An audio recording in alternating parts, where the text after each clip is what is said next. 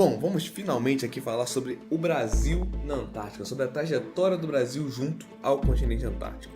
Bom, a história do Brasil com o continente antártico remonta desde o ano geofísico internacional, a gente pode falar que começa nessa época, no governo Kubitschek, porque havia nesse momento as negociações para o Tratado da Antártica junto a uma negligência do Brasil em relação à Antártica. Inclusive o Brasil não foi chamado, como já falamos antes, o Brasil não foi chamado para a reunião original do Tratado da Antártica por não ter levado nenhuma expedição relevante para o continente na época.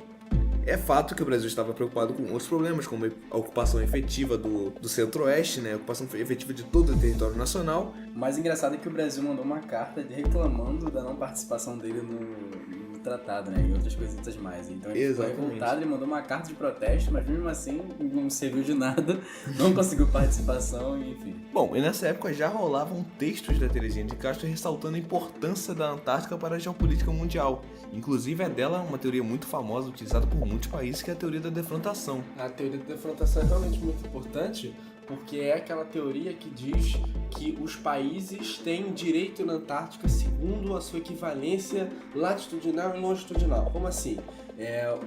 O espaço que o Brasil ocupa no globo respeita uma latitude, O território brasileiro vai de uma parte até outra parte, essa parte é delimitada pelo mar ou pelo território. Essa latitude em que o Brasil faz parte é equivalente ao território que o Brasil teria direito na Antártica. É um território de fronte que o Brasil tem. Ou seja, é como se fosse uma sombra que o Brasil projeta sobre a Antártica. Exatamente, é uma sombra, E os outros países, eles passaram a utilizar essa teoria para garantirem as suas reivindicações territoriais. Foram reivindicações territoriais baseadas nessa teoria. Então você tem Argentina, Chile, Peru, Austrália, por exemplo, utilizando essa teoria da defrontação feita pela Terezinha de Castro, geopolítica brasileira, uma das mais relevantes de todos os tempos, para garantir que o seu território esteja assegurado na Antártica, segundo a parte que ele ocupa no globo. E bom, quem vai falar um pouquinho mais sobre a trajetória da Terezinha de Castro pra gente é o comandante Leonardo Matos. Olha, falar da Terezinha de Castro até me emociona, por vários motivos. Primeiro, eu sempre considerei a Terezinha brilhante. Eu, infelizmente, não tive a oportunidade de ouvi-la em alguma palestra, mas já tive a oportunidade de ler bastante sobre os livros de Terezinha, etc. Um outro fato que eu acho marcante, eu acho que nós reconhecemos muito pouco o trabalho dela, esse texto que ela escreveu em 56, ela tinha 27 anos. Ou seja, uma mulher brasileira, em 57, recém-formada da UFRJ, inclusive, na época, Universidade do Brasil, em História e Geografia, que ela foi da última turma que a História era junto com Geografia, e ela, em 56, consegue publicar um artigo na revista do Clube Militar. Gente, isso é muita coisa, não é pouca coisa. Nessa edição da revista do Clube Militar que ela publicou, nenhuma outra mulher publicou nada. Ou seja, se hoje ainda reclamamos da necessidade de uma presença maior das mulheres na política nacional, e não apenas na política nacional, mas uma inserção onde elas realmente merecem estar, ou seja, em igualdade de condições com os homens, a Terezinha de Castro ter conseguido publicar um artigo em 56 na revista do Clube Militar, para mim é fantástico. Outro dado também que eu considero super relevante em relação à Terezinha é que o primeiro livro de geopolítica antártica escrito em língua portuguesa foi o livro da Terezinha em 1976. Ou seja, outro fato também, outro dado importante, nós aderimos ao tratado em 75, e o primeiro livro escrito em língua portuguesa, Rumo à Antártica, o livro da Terezinha, é de 76. Eu acho que ele é pouco reconhecido ainda pela academia. Nós devíamos reconhecer o trabalho dela, a importância dela, não só sobre a Antártica, mas de estudar e de divulgar geopolítica, etc, etc. Bom, outra importância histórica do legado da Terezinha é o próprio IBEA, como o comandante bem disse. O IBEA, o Instituto Brasileiro de Estudos Antárticos, foi o instituto pioneiro dos estudos antárticos no Brasil, foi o que fez os primeiros mapeamentos, foi de lá que surgiu a teoria da defrontação. Enfim, todo o arcabouço intelectual da Terezinha e do Eurípides Carlos de Menezes estão baseados dentro do Instituto Antártico. Hoje, o legado, o acervo, os documentos históricos do Instituto Antártico estão numa universidade privada em Santa Catarina, chamada Univale, e os estudantes da Univale em Santa Catarina, esses estudantes eles têm acesso aos estudos, aos documentos históricos desse primeiro desbravamento que a Terezinha fez sobre a Antártica. Então, depois de ter comentado um pouco sobre a Terezinha e toda a importância dela para a atuação do Brasil na Antártica, vamos entender um pouco mais essa atuação do nosso país no continente antártico, entender mais o que a gente fez, como foram as nossas expedições para lá, que nós enviamos mais de 10 expedições para a Antártica, e a importância disso para o nosso próprio país. E um fato curioso é que a base que nós temos lá, a única base que nós temos na Antártica, é a base Comandante Ferraz, que Comandante Ferraz é um ator muito importante na criação do próprio PROANTAR, que é o Programa Antártico Brasileiro. Essa importância do comandante foi tão expressiva que decidiram dar o nome da base que nós temos na Antártica de Comandante Ferraz.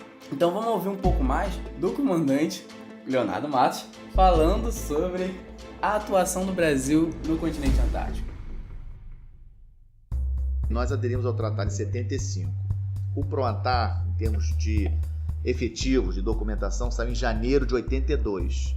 E a primeira expedição brasileira antártica foi em dezembro de 82, chegando ao continente antártico em 83. A nossa estação, a Comandante Ferraz, ela foi inaugurada em fevereiro de 84, ou seja, na segunda expedição antártica. Na primeira expedição antártica foi para conhecer o território, etc. Nós nunca tínhamos ido à Antártica, ou seja, nenhum navio brasileiro tinha ido à Antártica antes. Também é outro dado importante para vocês entenderem: expedições antárticas só podem ocorrer no verão. Então os navios sempre saem daqui em outubro e voltam em abril. Então a expedição nossa de 82 saiu em dezembro, chegou na Antártica em janeiro de 83 e a nossa base foi inaugurada apenas no ano seguinte, na segunda expedição, ou seja, que saiu em 83 e chegou em 84. Nós, inclusive, já éramos membros consultivos quando inauguramos a nossa base. Outra coisa importante, o PROANTAR não é da Marinha, o PROANTAR é do Brasil. Então, embora a Marinha ela seja a gerente logística do Programa Antártico, ou seja, os navios da Marinha vão para a Antártica, a base nossa Ferraz, ela é, logisticamente, o suporte dela é nosso, ou seja, os militares que estão lá na base fazem toda a parte de manutenção, operação dos equipamentos de comunicação, comida, refeitório dentro da base, ou seja, toda essa infraestrutura, médico, essa infraestrutura logística, que é composta por são 15 militares que ficam permanentemente lá na base por um ano. Eles ficam não apenas no período de verão, mas prosseguem no período de inverno. Cada grupo base é o que dá suporte aos pesquisadores para eles fazerem as suas pesquisas, mantém a estação de uma maneira geral. Então o Programa Antártico nesses anos, desde 82, contou com a participação de alguns navios da Marinha, os navios foram sendo substituídos, e também é relevante a gente mencionar a importância da Força Aérea Brasileira, porque anualmente nós temos 10 voos de apoio da Força Aérea Brasileira, de aeronaves Hércules C-130, que saem daqui do Rio de Janeiro, pousam em Rio Grande para pegar material lá em Rio Grande, e de Rio Grande vão para Punta Arenas, e de Punta Arenas no Chile vão para a Antártica, pousam na Antártica na base de Frei, que é uma base chilena, e de lá fazem um apoio para a nossa estação. Então, assim, o PROANTAR nesses anos todos contou com a participação não apenas da Marinha, mas também da Força Aérea Brasileira e, obviamente, o Ministério da Ciência e Tecnologia, que faz a seleção dos programas científicos autorizados, etc., a efetivamente fazer pesquisa na Antártica. A Marinha entra em termos de viabilidade logística, ou seja, o Ministério da Ciência e Tecnologia escolhe os projetos pela relevância científica e a Marinha diz se dá ou se não dá para fazer em função da disponibilidade dos meios, navio, o tempo que o navio tem lá. Então, assim, a Marinha entra com a parte de viabilidade logística. A Marinha não entra na decisão se um projeto de pesquisa tem que ser esse ou tem que ser aquele. Isso é feito pelo Ministério da Ciência e Tecnologia. Tá bom? São vários ministérios, né, que fazem parte desse processo. São vários ministérios que fazem parte desse processo. Eu estou destacando só aqueles que são mais atuantes, né? O Ministério da Ciência e Tecnologia, a Marinha, aí a Defesa, né? O Ministério da Defesa, digamos assim, porque envolve a Marinha, envolve a Força Aérea. O Ministério do Meio Ambiente também entra, porque o Ministério do Meio Ambiente está preocupado sempre com a questão ambiental, de preservação da área ambiental, então ele participa das reuniões. E, obviamente, o Ministério das Relações Exteriores, que é a parte, braço político, a parte política da nossa presença na Antártica. Quem nos representa é o Ministério das Relações Exteriores. Essas reuniões do tratado anuais, por exemplo, o representante do Brasil é um conselheiro ou um ministro do Itamaraty, apoiado sempre pela Marinha, né, que conhece muito do programa, mas o nosso representante formal é sempre um diplomata do Itamaraty nessas reuniões. Mas tem outros também que participam. Aproveitando que você falou da parceria do Brasil com o Chile em questão logística, existe algum outro país que o Brasil tem uma parceria maior? O Chile é o que nós temos uma maior parceria, porque usamos muito o porto de Punta Arenas, que é no Chile, né, como ponto de base, digamos assim, para a nossa pesquisa na Antártica. Logisticamente, ou seja, nossos navios vão muito a Punta Arenas e de lá vão para o continente antártico. Mas eu diria que, em segundo lugar, sem sombra de dúvidas, o que mais importante para nós é a Argentina, porque eventualmente nós também usamos Ushuaia, que é outra cidade, a cidade mais ao sul que a Argentina tem, um porto importante. Mas nós acabamos preferindo Punta Arenas por questões logísticas, de custo. O Ushuaia é um porto muito turístico, a maior parte dos cruzeiros que vão para a Antártica saem de Ushuaia, então os custos para nós usarmos o Ushuaia como ponto de apoio são maiores. Então acabamos optando por usar Punta Arenas. Mas a nossa relação com a Argentina e com o Chile são excelentes. Só um adendo que eu acho que é relevante. Na nossa primeira expedição antártica, em 82, nós tínhamos oficiais argentinos e chilenos embarcados no nosso navio, apoiando a nossa ida, o que eu acho que é super importante e a gente não deve esquecer.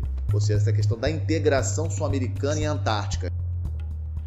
Bom, depois da explicação do comandante sobre o ProAntar, vamos falar um pouquinho da nossa estação, a estação que a gente tem na Antártica, a estação Comandante Ferraz, que tem esse nome justamente pelo comandante ser um oceanógrafo muito importante, porque ele incentivou o Brasil a ter uma base permanente na Antártica. Batia muito nessa tecla, né? Sim, batia muito nessa tecla e foi muito importante para o Brasil manifestar seu interesse e realmente construir efetivamente uma base lá.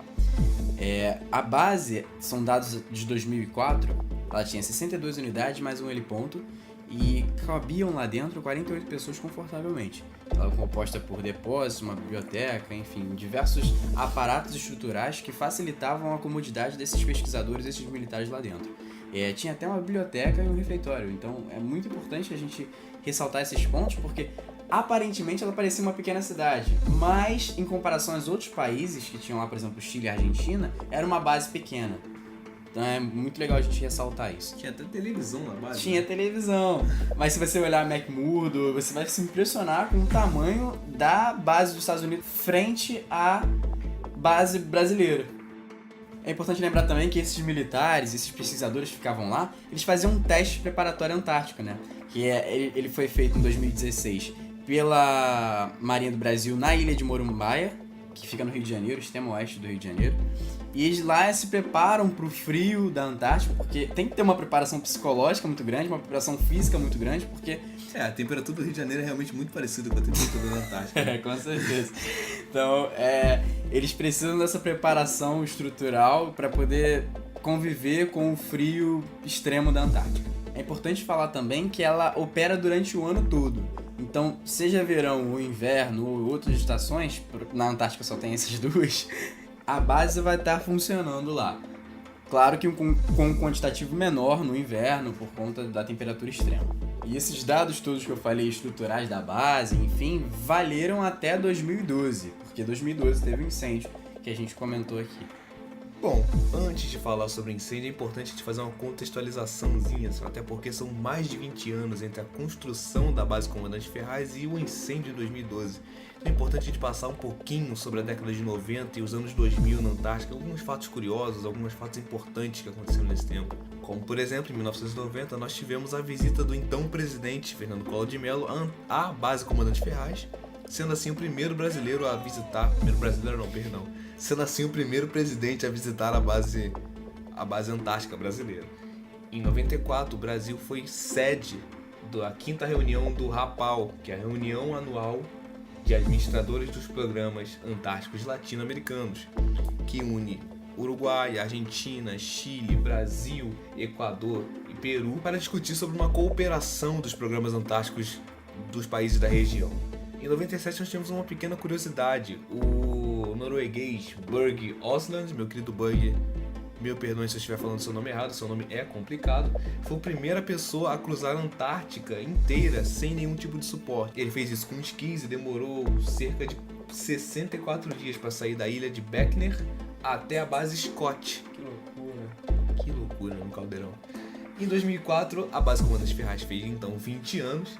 E em março de 2007, tivemos o Ano Polar Internacional, que foi expandido para 2 anos. Então ele durou de março de 2007 até março de 2009, para que assim todos os países conseguissem fazer as suas pesquisas, tanto no inverno quanto no verão. Foi a justificativa que a ONU deu para a extensão do ano Polar Internacional. E por fim, em 2008, nós tivemos também a visita do então presidente Luiz Inácio Lula da Silva à base Comandante Ferraz, 4 anos antes do então incêndio que destruiu toda a base Comandante Ferraz em 2012. Foi muito complicado, né? Exatamente. O plantar sofreu muito com o incêndio em 2012. Foi uma perda gigantesca em pesquisa para o Brasil. Completamente afetado. O Brasil até hoje não possui uma nova base na Antártica. A base está sendo construída pelos chineses. Entrará em vigor talvez em 2018, se tudo der certo. Lembrando para quem está ouvindo, antes de 2017, ainda nesse momento ainda não existe uma certeza de quando essa base vai ser feita, mas o prognóstico de que em 2018 ela vai estar lá. Hoje o Brasil utiliza o módulo emergencial, que foram cápsulas que o governo brasileiro mandou de navio depois do fim desse incêndio para que se substituísse a base. Enfim, são grandes módulos, containers grandes, até muito bem estruturados, né? As pessoas têm um estigma muito grande com container, por parecer sucateado, etc. Esses não são, eles são muito bem estruturados e que servem nesse momento como uma base provisória, emergencial, e cumprem todas as funções efetivamente que cumpria a base Comandante Ferraz quando ela estava lá de pé. O prejuízo para o Brasil foi muito grande. Nós tivemos 2 militares mortos, nós tivemos 24 milhões de reais em prejuízo, 70% da nossa base foi destruída, tivemos de gastar 14 milhões de reais numa base temporária. Para se ter uma ideia do quão prejudicial foi o incêndio, existia uma preocupação que o Brasil deixasse de ser membro consultivo do tratado. A gente tem que lembrar que para o país ser membro consultivo, o mesmo tem que manter pesquisas antárticas permanentemente. Então o incêndio afetou a nossa capacidade de executar essas pesquisas. Ou seja, o país ficou tão prejudicado, o Pro-Antar ficou tão prejudicado com o incêndio que até mesmo existia uma teoria da conspiração de que o incêndio teria sido provocado por algum ator externo à nossa base criminosamente. Bom, a gente resolveu perguntar isso então pro comandante. Acho que é uma questão muito boa. Vamos ver o que o comandante acha sobre isso. No sistema internacional, se nós tivermos uma visão realista das relações internacionais, a gente sabe que os estados eles visam seus próprios interesses. Então eu não quero parecer ingênuo na minha resposta de que não existem interesses de outros estados que determinados programas não ocorram tão bem, né?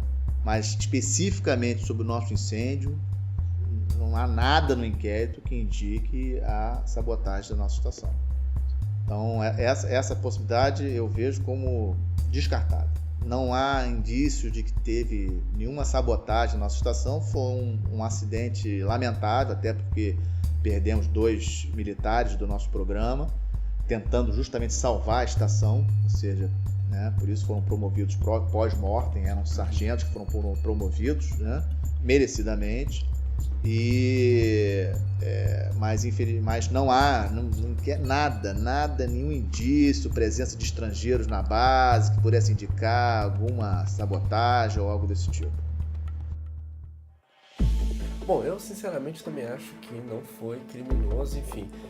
A apuração do Ministério Público, da Polícia Federal, chegaram à conclusão de que houve um sargento e ele esteve envolvido, inclusive foi incriminado pelo Tribunal Militar 2 anos depois, em 2014, por homicídio culposo, quando não há intenção de matar, por ter causado esse incêndio. A história contada nesse momento que aconteceu é que ele tinha responsabilidade de fazer transferência de combustível. E ele não terminou de fazer esse trabalho de transferência de combustível. Ele foi para uma festa que estava acontecendo na base de despedida de uma cientista. O que aconteceu naquela madrugada é que o combustível transbordou. E aí o contato do combustível com o gerador de energia fez com que houvesse todo esse incêndio trágico. Posteriormente, ainda no ano de 2012, o Brasil enviou 5 navios para a Antártica para que todos os resíduos fossem retirados. Isso, inclusive, está no tratado, hein? Você não pode deixar nenhum tipo de lixo na Antártica, a gente já falou disso, e não podia ser diferente num caso de incêndio de uma base. E o Brasil cumpriu o tratado com maestria naquele momento. Então, 2 militares mortos, os militares ficaram sem base, a ajuda chegou quase que 2 dias depois. A estrutura chilena foi utilizada muito naquele momento. O Brasil entrou com um módulo de emergência vindo nos navios, depois de 70% da base Comandante Ferraz original estar destruída. Essa base temporária custou 14 milhões de reais e agora o Brasil anseia e espera por uma nova base. Essa nova base ela vem da China. O projeto dela foi construído a partir de um projeto de um concurso público aberto em que venceu um arquiteto brasileiro curitibano, e esse arquiteto ele montou esse novo projeto, esse novo desenho, e é um desenho fantástico, um desenho que abriga uma quantidade maior de espaço, são 4,5 mil metros quadrados de espaço só de base, com 17 laboratórios, vai ter o Ultra Freezer, vai ter setor de saúde, biblioteca, dormitório, enfim, toda uma estrutura para que os pesquisadores brasileiros estejam bem abrigados. Toda essa construção, toda essa estrutura vem da China, está sendo construída por uma empresa chinesa e 3 fiscais brasileiros estão lá para garantir que essa construção vai atender e respeitar todos os tratados ambientais da Antártica, enfim, todas as normas e os padrões. As pesquisas vão continuar sendo desenvolvidas lá, agora com maior espaço, com maior tecnologia também, melhores pesquisas sobre a atmosfera, sobre a camada de ozônio, sobre a incidência dos raios UV, sobre o aquecimento global, sobre a fauna e a flora da Antártica, enfim. São as pesquisas que o Brasil está habituado a fazer e que agora vai ter mais espaço e infraestrutura para fazer. Essas pesquisas todas, elas são de fundamental importância. Nesse momento que a gente vê a Antártica no centro de inúmeras polêmicas e estudos afirmando a potencialidade do aquecimento global. O aquecimento global é um problema ambiental muito sério e a Antártica é uma comprovação disso. As calotas polares estão derretendo cada vez mais e com uma quantidade cada vez mais rápida. Há pesquisadores, inclusive, que dizem que na Antártica hoje se vê mais verde do que nunca antes, isto é, que houve um degelo muito grande, uma parte do gelo derreteu, virou água, e essa parte deu lugar à flora, à fauna que estava escondida e apagada embaixo daquele gelo, daquelas camadas gigantescas. Aumenta a incidência solar, que está cada vez mais forte, e isso tem uma importância muito grande para o ecossistema brasileiro, para o ecossistema latino-americano, enfim, para todos os povos do mundo que tem na Antártica uma grande reserva de água e por ser um lugar de reflexão da luz do sol, né? A Antártica, por ser muito branca, reflete a luz do sol, como o Rodrigo disse mais cedo. Então, essas pesquisas têm uma importância fundamental e hoje a Antártica vive um momento em que está no centro dessas pesquisas. Existem alguns teóricos que afirmam que o aquecimento global não existe e a Antártica, os pesquisadores estão tentando comprovar e estão conseguindo provar, segundo as mais recentes pesquisas, que o aquecimento global está acontecendo a todo instante e que vai ter efeitos cada vez maiores. Então o Brasil precisa e vai continuar tentando estar nessa vanguarda das pesquisas na Antártica. A Estação Brasileira começou a ser construída nesse ano, 2017. Em 2018 existe uma probabilidade de que a conclusão dela esteja efetivada. E é realmente muito importante que o Brasil mantenha essa posição de vanguarda que você acabou de falar, até porque a Antártica foi incluída no entorno estratégico do Brasil há não muito tempo. Entorno estratégico, para quem não está familiarizado com o termo, seriam todos aqueles locais no mundo onde o Brasil possui interesse forte, onde o Brasil demonstra para outros países que ele tem interesse. Seria então a América do Sul, o Atlântico Sul, a Antártica agora, os países ali da costa da África e o Mar do Caribe. Então, um artefato que vai ajudar o Brasil a segurar um pouco esse entorno estratégico, a se manter nessa posição de vanguarda, como você disse, seriam realmente os submarinos nucleares brasileiros. Para quem não sabe, o Brasil está desenvolvendo nesse momento submarinos com propulsão nuclear, cuja construção está aos altos e baixos devido à situação, à crise política e econômica do país, chame como você quiser, nossa atual situação, mas que espera-se que em um futuro breve eles estarão operantes. E o comandante falou um pouquinho pra gente sobre como esses submarinos funcionam, qual seria a vantagem deles para o Brasil e como eles poderiam atuar no contexto da Antártica. Fala, comandante. Olha, a questão do submarino nuclear, ela é mais complexa. Importante primeiro a gente entender algumas coisas. O submarino nuclear brasileiro, ele é propulsão nuclear, ou seja, ele não leva arma nuclear. O Brasil, pela Constituição, não pode ter arma nuclear e esse é um ponto que tem que ser exaustivamente entendido, repetido. É muito bom explicar isso. E por que o submarino de propulsão nuclear é importante? Porque um submarino convencional, que nós chamamos, a propulsão dele é a diesel. A velocidade média de um submarino a diesel é de 5 nós. Um nó é 1,82 km por hora. Então é uma velocidade muito baixa. Então, só para vocês terem uma ideia, em termos de fator tempo-distância, se um submarino brasileiro convencional sair do porto de Rio de Janeiro para proteger a entrada do rio Amazonas, na foz do rio Amazonas lá em cima, ele vai levar 10 dias para chegar lá. Um submarino a propulsão nuclear leva 3. Outra coisa importante é que o submarino de propulsão nuclear ele pode ficar quase que indefinidamente, ou seja, o tempo que o submarino fica mergulhado depende mais das condições da tripulação, ou seja, receber comida, receber água, do que efetivamente óleo. O submarino com a combustão, o submarino diesel, ele precisa vir à superfície eventualmente para poder fazer a carga das suas baterias com o motor a combustão, então ele precisa de oxigênio da atmosfera, então ele precisa de, quando ele vem mais perto da superfície para poder fazer essa troca, o submarino ele se entrega, digamos assim, né? Ou seja, o inimigo por um avião pode enxergar um submarino. Ou seja, o submarino nuclear ele consegue ficar oculto, que é a grande característica do submarino, essa questão da ocultação, ou seja, é difícil de vocês ver, né? Então o submarino nuclear, por não precisar vir à superfície para fazer essa troca, né? Como é o caso do submarino convencional, ele vira uma arma muito importante. Em relação à Antártica, em relação ao entorno estratégico, é lógico que isso é uma preocupação que os militares têm que ter, porque cabe, embora o Tratado da Antártica seja um tratado de paz, o espaço antártico seja um espaço para a ciência, e o Brasil deve continuar reafirmando isso exaustivamente, nós temos que estar preparados, é missão dos militares estar preparados para as eventualidades. Então eu acho que, respondendo a sua pergunta, eu acho que nós temos um submarino de propulsão nuclear, além de ajudar muito na proteção das nossas águas jurisdicionais, ou seja, aqui na nossa Amazônia Azul, aqui no nosso entorno aqui do território brasileiro, eventualmente, caso o Tratado Antártico venha a ser alterado no futuro, ou algum país decida unilateralmente descumprir o Tratado Antártico, e a questão aqui, um break dentro do nosso tema, que eu acho que é importante, nós temos vários casos de rompimentos de acordos internacionais. Ou seja, é tudo uma questão de poder. Então, os Estados Unidos, em 2003, resolveu invadir o Iraque e não se importou com resoluções das Nações Unidas. Por quê? Porque tinha poder militar para isso.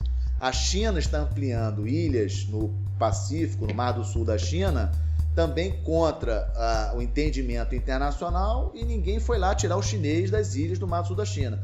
Eu estou dizendo isso porque nós temos que estar também atentos aos movimentos dos demais países em relação à Antártica, porque no futuro, eventualmente, um país desse pode descumprir o Tratado da Antártica, resolver instalar lá uma base militar, e aí entra o submarino. Ou seja, o submarino acaba sendo também uma arma de defesa da Antártica, defesa dos interesses do Brasil na Antártica, preservando a Antártica como está, que é, na minha opinião, o que deve ser sempre uma preocupação nossa em todas as reuniões, etc., manter a Antártica como está, um espaço preservado, sem exploração mineral, para manter o equilíbrio climático do nosso planeta. Então, acho que a Antártica tem que ser vista desse lado. E aí o submarino pode ser uma arma importante contra um eventual país que resolva descumprir o Tratado da Antártica, por exemplo. Bom, e essa questão do aquecimento global ela é muito importante, porque a gente tem que sempre visar o ano de 2048, que é o ano em que o tratado será novamente revisto, como foi em 1991. Uma parte importante aqui a gente ressaltar, desde a criação do tratado estavam previstas 2 revisões dele. A primeira foi no Acordo de Madrid, em 91, e depois uma outra revisão em 2048. Essa segunda revisão, aí sim temos uma revisão perigosa, né? Porque a gente tem sempre que lembrar, o comandante vai falar mais um pouquinho pra frente, mas a gente tem sempre que lembrar que temos potências emergentes no mundo. E essas potências demandam muita energia. E temos reivindicações históricas também. Em lugares com muitos recursos minerais, que pode subir um pouco a cabeça das potências mundiais quando sentarem para resolver essa questão do Tratado de 2048. Até porque a gente não sabe quais serão as potências em 2048. E dá para se perceber que todas elas estão bastante interessadas nessa questão do tratado. Mas para explicar isso melhor pra gente, o comandante vai falar um pouquinho sobre as perspectivas dele para 2048. O Protocolo de Madrid foi assinado em 91 e entrou em vigor efetivamente em 98. Esse protocolo, que também é chamado Protocolo do Meio Ambiente, deixa claro essa questão da proibição da exploração comercial mineral na Antártica. Deixou claro essa questão. Ele prevê que em 50 anos, a partir da entrada em vigor, ou seja, a partir de 98, ou seja, 2048, essa questão pode ser novamente discutida por iniciativa de qualquer um dos Estados-membros do tratado. Até lá, somente por consenso de todos os membros do tratado. Ou seja, não é que 2048 automaticamente acabou e tem que começar de novo. Não é isso. Se algum país membro do tratado, a partir de 2048, levantar a questão em relação a essa proibição de exploração mineral na Antártica, ela pode voltar a ser discutida. Não quer dizer que ela vai mudar, mas ela vai poder ser discutida. Até 2048, apenas se todos os países membros consultivos do tratado concordarem com a inclusão desse tema. Mas o que eu pergunto aos senhores, voltam a uma parte que até que eu já fiz anteriormente, no sistema internacional manda quem tem poder. Ou seja, se algum desses atores que tem poder militar efetivo resolverem romper o tratado antes de 2048, quem vai impedir? Um gráfico que é muito importante, que os meninos com certeza vão achar na internet e vou mostrar para vocês, que é o consumo per capita de energia por país. E vocês vão ver no gráfico que Estados Unidos e países da União Europeia têm um consumo per capita de energia muito maior do que China e Índia, por exemplo. E a questão que eu faço é a seguinte: ora, se China e Índia são as maiores populações do mundo e têm um consumo per capita bem abaixo da Europa e dos Estados Unidos, a minha pergunta é a seguinte: e quando esses povos, essas populações, esses 2 bilhões e 500 milhões de habitantes, resolverem ter também esse mesmo consumo de energia? É proibido? Eles não têm direito a ter carro, a ter televisão, a ter ar-condicionado o tempo todo em casa? Ou seja, quando uma massa de indianos, quando uma massa de chineses tiver um consumo de energia, como hoje tem Estados Unidos como Europa, a pergunta que eu faço é a seguinte: de onde vai sair? Então, não é difícil de prever quando que essa grande população de China e Índia efetivamente vão começar a consumir. Mas a gente já percebe nos gráficos o aumento desse consumo. A China já é o maior importador de petróleo do mundo. A Índia já é o 4º maior importador de petróleo do mundo. E nós já sabemos da presença da China na África, nós já vimos a presença da China aqui na América do Sul, inclusive no nosso pré-sal, já temos visto o interesse da Índia também na África. E a pergunta que eu faço é o seguinte: será que só 2048 que a China e a Índia vão ver a necessidade de entrar na Antártica de uma maneira diferente? Novamente, a gente não pode ficar olhando o sistema internacional somente com uma visão colorida. Nós temos que ter uma visão realista. Nós conseguimos, digamos assim, saber para onde nós vamos, ou seja, controlar o nosso caminho, mas nós não podemos controlar o caminho dos outros. Então essa que é a questão, ou seja, como impedir que Índia e China rompam o tratado daqui a 20 anos, considerando que são 2 países com armamento nuclear? Quem vai impedir Índia e China de repente, começarem a efetivamente explorar a Antártica? É uma curiosidade para vocês. Recentemente, saiu até no nosso boletim geocorrente aqui, do nosso núcleo de avaliação da conjuntura, que os Emirados Árabes Unidos vão rebocar a partir de 2018 um iceberg do continente antártico para os Emirados Árabes Unidos, com a previsão de atender a 1 milhão de pessoas em 5 anos. Vão rebocar um iceberg para os Emirados Árabes Unidos. Aí a pergunta que eu faço é a seguinte: quem autorizou? Quando a gente fala de recursos minerais na Antártica, a gente muitas vezes negligencia a água, que também é um outro fator. Aí a pergunta que eu faço é a seguinte: quem vai proibir? Ou seja, os Emirados Árabes Unidos, eu até acho que, por não ser um player, digamos assim, mais poderoso no sistema internacional, eu acredito que ele já tenha feito as suas consultas aos principais atores, como Estados Unidos, etc., para tomar essa decisão de fazer esse reboque. Mas a minha pergunta é a seguinte: se amanhã, não amanhã, mas daqui a 20 anos, a China resolve iniciar a prospecção de petróleo em continente antártico, quem vai tirar? O tratado prevê que não pode. Mas se a China achar que está errado o tratado, achar que a sua população precisa desse petróleo, precisa do urânio, precisa dos minérios que tem lá no território antártico, são 14 milhões de quilômetros quadrados, volto a insistir. É 1,6 vezes o tamanho do Brasil. É Estados Unidos junto com o México, geograficamente, ou seja, é um espaço muito grande. A população da Antártica no verão são 5 mil pessoas, ou seja, é um vazio aquilo ali. Então, eu acho que nós devemos estar muito atentos, eu acho que, volto a insistir, fico muito feliz dessa oportunidade de estar falando para vocês, uma iniciativa excelente. Eu acho que o futuro do nosso Brasil, como sempre, né? Mas o futuro do nosso Brasil está nas mãos de vocês, dos jovens acreditando no nosso país. O Brasil é um país fantástico, um país com riquezas minerais fantásticas, autossuficiente em energia, autossuficiente em alimentos, autossuficiente em água. Ou seja, nós temos vantagens competitivas, geopoliticamente falando, fantásticas. Então eu acho que nós temos sim que estar atentos também ao continente antártico. É uma parte do planeta importante para o Brasil, uma parte que afeta diretamente o clima brasileiro, super importante para a nossa agricultura. Então, assim, nós divulgarmos essa iniciativa que vocês estão tendo, de divulgar pelos outros colegas, né, que estão nos ouvindo, sobre a importância da Antártica para o Brasil, a importância da Antártica para o mundo, e que a Antártica deve ficar como está. Esse é o nosso desejo, mas temos que estar preparados para isso mudar no futuro.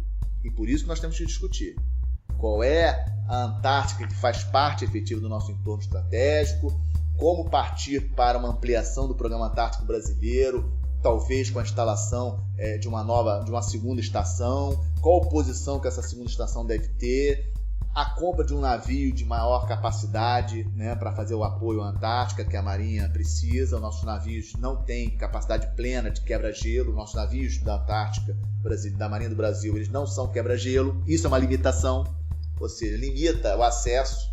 A nossa estação, por exemplo, Antártica, Comandante Ferraz, ela não tem pista para pouso de aeronaves da Força Aérea Brasileira, ou seja, a nossa pista, nosso apoio é a base chilena. E aí eu pergunto, e se o Chile, de repente, não quiser nos apoiar? Então, o Brasil não pode ficar refém de país nenhum. Nós temos que ter autonomia para fazer aquilo que nós achamos que deve ser feito. Então, nosso programa Antártico não pode ficar limitado a outros países. Nós temos que ter um programa Antártico totalmente independente. E eu acho que, logisticamente, nós temos sim uma certa dependência do Chile em função de não termos uma pista, por exemplo, para nossas aeronaves da Força Aérea. E lá na Ferraz não tem espaço para uma pista. Ou seja, teríamos que fazer isso em outro lugar. Então, essa que é a questão da discussão de, depois de Ferraz estar pronta, pensarmos sim, levarmos a discussão na sociedade brasileira, por que não? Estamos passando por um momento difícil, uma situação econômica difícil, mas nós temos que olhar para o futuro. Não temos que ficar só discutindo o presente, não. Nós temos que estar discutindo também o nosso futuro. Agradecer demais aí essa oportunidade, fico muito feliz. Eu, pessoalmente, estou à disposição de vocês para outras discussões. Esse tema da Antártica é um tema muito interessante, mas não apenas esse, outros temas também que podemos vir a discutir. Pensar o Brasil com esse excepcional potencial que nós temos, as pessoas, um povo mestiço, um povo flexível, vibrador, inteligente, com os recursos naturais que nós temos, água, alimentos, recursos de energia. Eu ainda acredito demais no Brasil e acredito demais na juventude como vocês. Obrigado. Bom, sem dúvida é uma questão muito importante para o futuro da Antártica, como ressaltou bem o comandante. Vocês, o que vocês acham? Bom, eu acho muito preocupante, porque se você for checar os gráficos que o comandante falou, você vai ver que realmente a demanda da China e da Índia por energia é muito grande.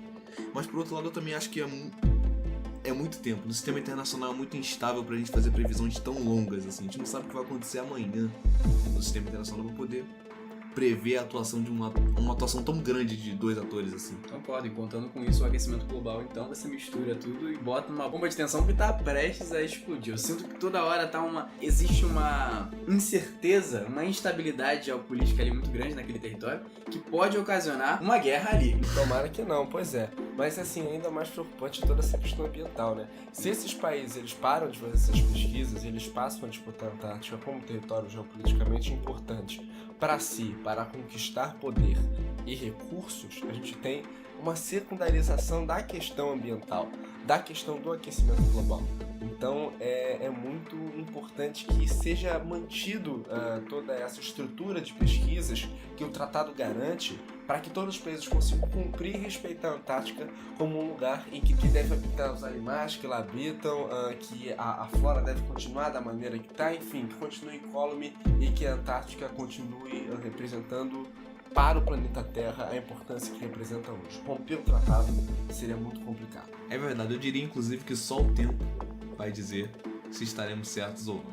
Bom, chegamos então no final do nosso programa, desse primeiríssimo de Olho no Front. Queria dizer que eu estou muito feliz, muito honrado de estar aqui ao lado de vocês nessa iniciativa que espero que vai durar muito. Tomara. Espero que dê muito certo. O nosso podcast volta no mês que vem, provavelmente com um tema tão bom quanto esse, mas sempre tentando levar até você muita informação, análise, enfim, tudo que você precisa saber sobre os temas que estão em pauta, em defesa, em segurança internacional, nos estudos estratégicos, enfim, o mundo inteiro está aqui no De Olho no Front. E é claro, se você tiver algum feedback, alguma crítica, alguma sugestão, algum e-mail para mandar pra gente, algum recado, manda pra gente no nosso e-mail deolhonofront@gmail.com. A gente vai estar aqui esperando a mensagem de vocês. Isso, críticas positivas, construtivas, a gente vai estar aceitando de boa. Por favor, falem a opinião de vocês, isso é muito importante para o crescimento do nosso programa e da nossa iniciativa. Exatamente. Nós queríamos agradecer à professora Daniele Dionísio, da UFRJ, que incentivou e motivou a gente a estar fazendo esse primeiro trabalho. Agradecer ao professor Fernando Brancoli também por ter proposto o trabalho para nós fazermos, porque ele foi o pontapé inicial para tudo isso. Agradecer ao comandante Leonardo Matos por ter recebido a gente na Escola de Guerra Naval e por ter dado uma entrevista incrível para a gente sobre o continente antártico. Agradecer ao Ramon, que auxiliou a gente na parte técnica do podcast, né? Parabéns, Ramon, por ter se formado, e o mérito é todo seu. Muito sucesso, Ramon. Agradecer à Comunidade Acadêmica de Defesa e Gestão Estratégica Internacional da UFRJ, que como um todo contribuiu para a realização desse trabalho. E agradecemos também a você, ouvinte, que ficou com a gente até o final e escutou um pouco mais, entendeu um pouco mais, absorveu um pouco mais sobre a Antártica. E muito obrigado. Muito obrigado, gente. Fiquem bem. Valeu, gente. E se eu fosse você, ficaria de olho no front.